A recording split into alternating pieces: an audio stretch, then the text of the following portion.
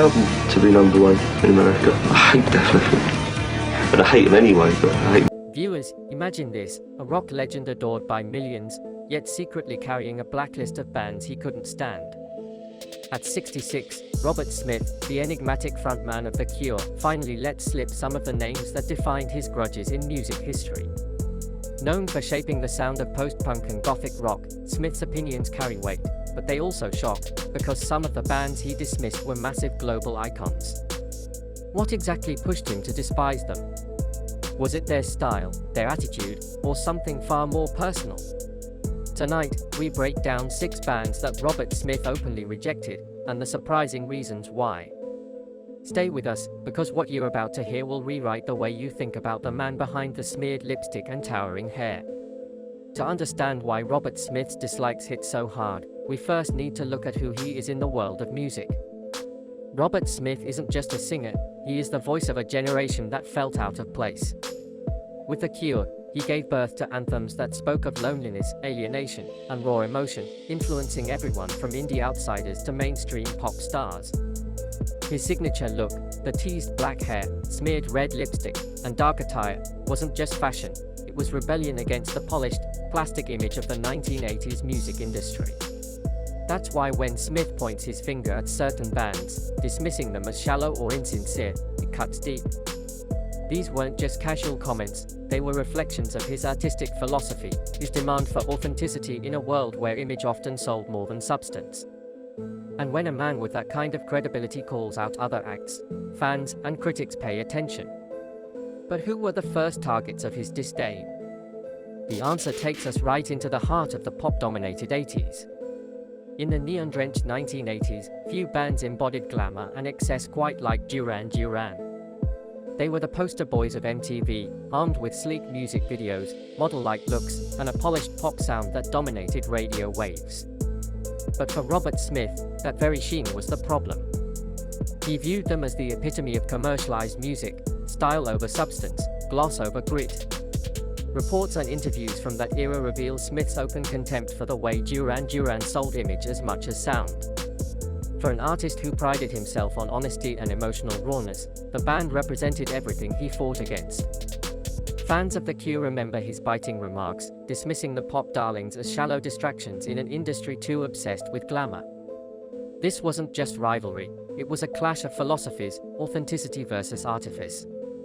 And while Duran Duran continued to climb the charts, Robert Smith was carving a darker, more enduring path, defiantly standing apart.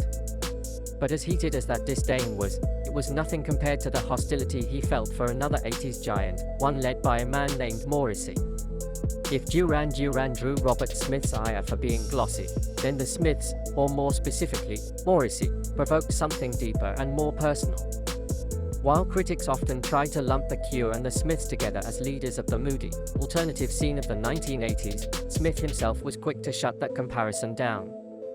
In one now infamous statement, he admitted he immensely disliked Morrissey, even branding him as the worst type of person. Strong words, and they weren't about the music alone. Smith criticized Morrissey's arrogance and posturing, calling him a professional intellectual, someone who weaponized wit and irony without sincerity. It wasn't just a clash of personalities, but also of worldviews. Smith demanded vulnerability and authenticity in art, while Morrissey played up theatrical aloofness. The feud became one of the most memorable in alternative music history, dividing fans and fueling headlines. And yet, as sharp as Smith's words were for Morrissey, his disdain wasn't limited to rival poets. Even giants of stadium rock weren't safe from his sharp tongue, including one of the most legendary bands of all time. When it comes to rock royalty, few names are as untouchable as Queen. Their flamboyant performances, Freddie Mercury's commanding stage presence, and the band's larger-than-life sound turned them into legends. But for Robert Smith, Queen's grandiosity was exactly the problem.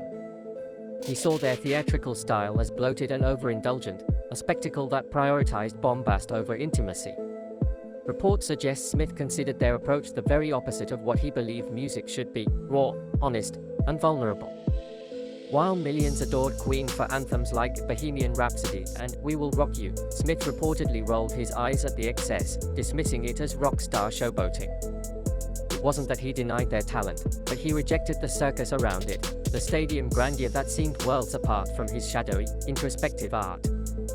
For Smith, music was confession, not celebration, and Queen's fireworks didn't fit that vision. But if dismissing one of the greatest rock acts in history raised eyebrows, his next targets were even more surprising, bands from the glam and hard rock corners of the industry that he couldn't stomach at all. By the time the 1980s roared into full swing, hard rock and glam metal were dominating arenas, and bands like Def Leppard symbolized that culture of excess. Their polished riffs, glossy production, and anthemic choruses turned them into global superstars. But Robert Smith wasn't impressed. He openly criticized Def Leppard as formulaic, another product of an industry machine more interested in stadium sing-alongs than emotional honesty. To him, they were loud but hollow, music made for sales charts, not for souls. Fast forward to the early 2000s, and Smith's disdain extended to a newer name, The Darkness. Known for their parody-like revival of glam metal and over-the-top falsettos, The Darkness leaned into spectacle, but Smith reportedly dismissed them as a joke, seeing no genuine artistry in their theatrics. It wasn't simply about genre, it was about intent. For Robert Smith, Def Leppard and The Darkness represented a lineage of style over substance that he had been resisting his entire career. Still, even these criticisms pale in comparison to one more entry on his list, a band whose very mention as a target of his disdain left fans scratching their heads.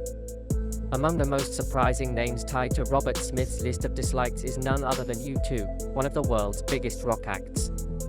While never confirmed as bluntly as his digs at Morrissey or Duran Duran, Smith has often been linked to criticism of Bono and his band's self-righteous image.